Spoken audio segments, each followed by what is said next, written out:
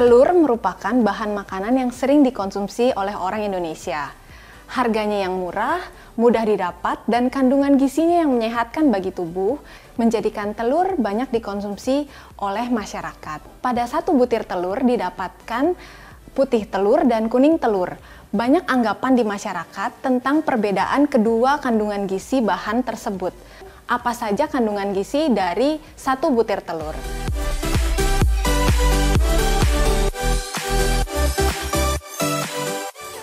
Pada satu butir telur mengandung energi sebesar 75 kilokalori dengan adanya protein dan lemak di dalamnya, serta vitamin dan mineral. Ini akan terbagi menjadi putih telur dan kuning telur. Bagaimana dengan kandungan gizi pada kuning telur? Kuning telur terdiri dari lemak sebagian besar kandungannya, termasuk dengan kandungan lemak jenuh, lemak tidak jenuh, dan kolesterol, yang tentunya menjadi perhatian pada orang-orang dengan gangguan jantung dan pembuluh darah.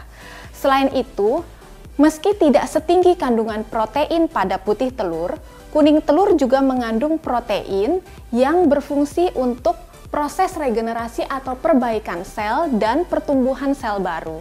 Di samping itu, putih telur juga mengandung vitamin dan mineral, seperti vitamin A yang berguna untuk kesehatan mata, vitamin D yang bekerja sama dengan kalsium pada putih telur untuk kesehatan tulang dan gigi. Selain itu, vitamin D juga dapat membantu mengoptimalkan kekebalan tubuh. Telur mengandung protein dan beragam vitamin yang bermanfaat bagi tubuh. Namun sebagian orang justru lebih menyukai putih telurnya saja. Lantaran kuning telur dianggap sebagai pemicu meningkatnya kolesterol dalam tubuh. Lantas, bagaimana ya kandungan gizi dalam kuning telur? Dalam kuning telur terdapat berbagai kandungan zat gizi. Namun sebagian besar yang paling banyak adalah lemak. Termasuk juga lemak jenuh, lemak tidak jenuh, dan kolesterol. Lemak tidak jenuh berfungsi untuk menekan proses peradangan dalam tubuh dan bekerja sama dengan kolin yang juga terdapat pada kuning telur dapat membentuk membran sel termasuk membran sel saraf otak. Selain itu, telur juga mengandung lemak jenuh dan kolesterol. Ini yang menjadi perhatian terutama pada orang-orang dengan risiko penyakit jantung dan pembuluh darah. Selain itu, meski tidak setinggi kandungan protein pada putih telur, kuning telur juga mengandung protein yang berguna untuk proses regenerasi sel atau perbaikan sel, pembentukan sel baru, dan kuning telur juga mengandung vitamin dan mineral. Vitamin seperti vitamin A untuk menjaga kesehatan mata, vitamin D yang nanti bersama-sama dengan kalsium pada kuning telur dapat membantu pertumbuhan tulang dan gigi. Selain itu, vitamin D juga berfungsi untuk mengoptimalkan kekebalan tubuh.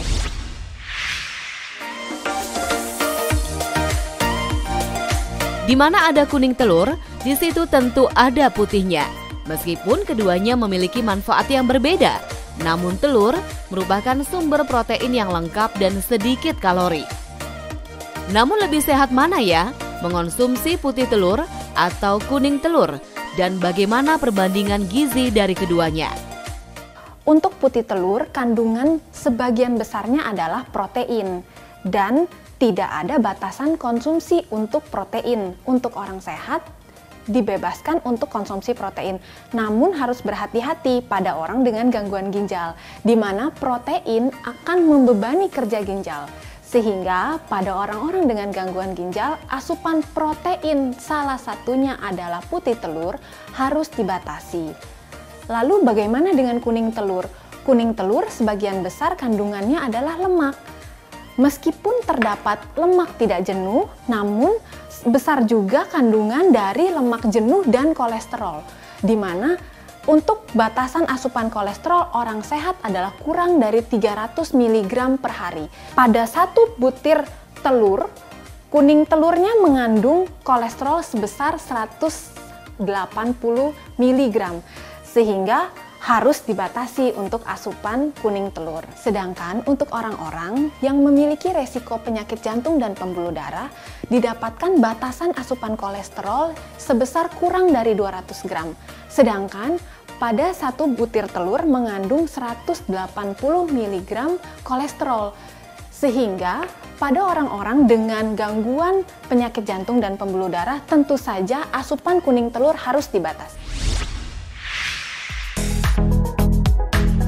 Beragam fakta dan juga mitos banyak beredar di masyarakat mengenai telur. Salah satunya telur mentah merupakan sumber protein yang baik daripada telur yang sudah dimasak. Benarkah itu fakta atau mitos ya? Mitos, karena telur yang masih mentah mengandung avidin. Avidin adalah suatu zat yang bersifat anti nutrisi, sehingga pada telur yang belum matang ataupun setengah matang, mengkonsumsi telur tersebut dapat menyebabkan gangguan penggunaan daripada nutrisi-nutrisi pada telur tersebut. Selain itu, telur yang tidak matang ataupun setengah matang beresiko menyebabkan orang yang mengkonsumsinya terinfeksi kuman-kuman yang terdapat pada telur.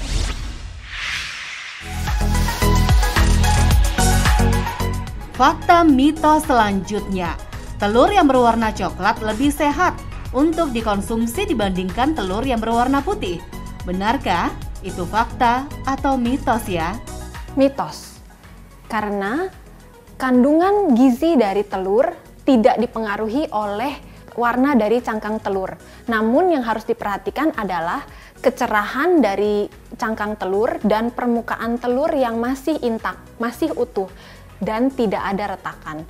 Selain itu juga harus diperhatikan jangan sampai membeli telur yang sudah berbau.